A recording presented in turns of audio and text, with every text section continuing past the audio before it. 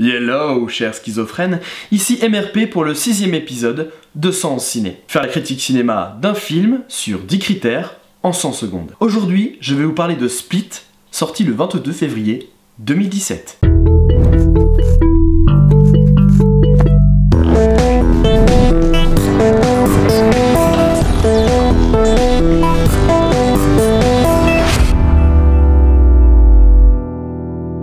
Oui, je sais, j'ai 2 mois de retard, mais le film est encore à l'affiche, donc, si vous me le permettez, je vais quand même vous en parler. Vous êtes prêts? Ça va commencer.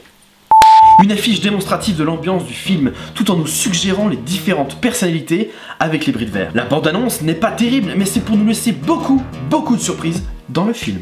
Un scénario riche, entre réel et surnaturel, des moments oppressants et beaucoup d'explications pour nous donner du réalisme, afin que l'on se dise « et si c'était possible ?» James McAvoy est excellent dans la multitude de rôles qu'il joue.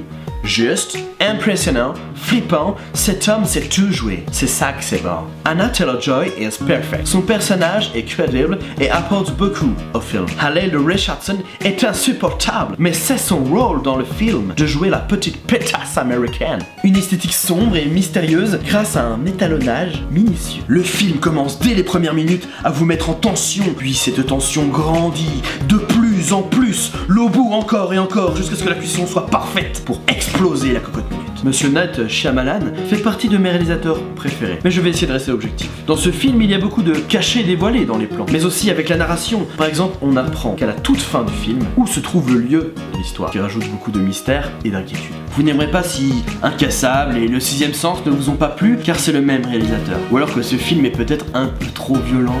Vous aimerez si, comme moi, vous êtes fan de ce réalisateur et que vous aimez être dans des sensations oppressantes et stressantes.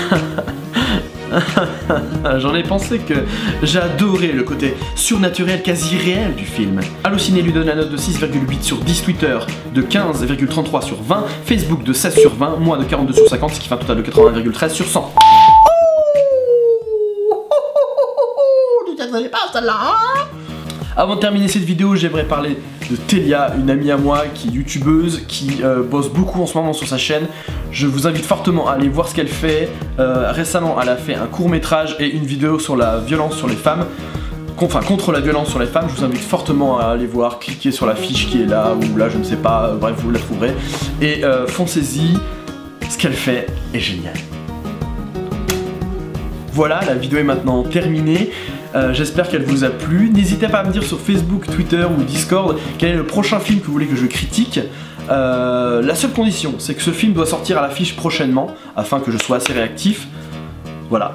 N'hésitez pas aussi, surtout, à me donner les notes que vous mettez au film que vous regardez au cinéma. C'était MRP, à bientôt dans un 111 DVD.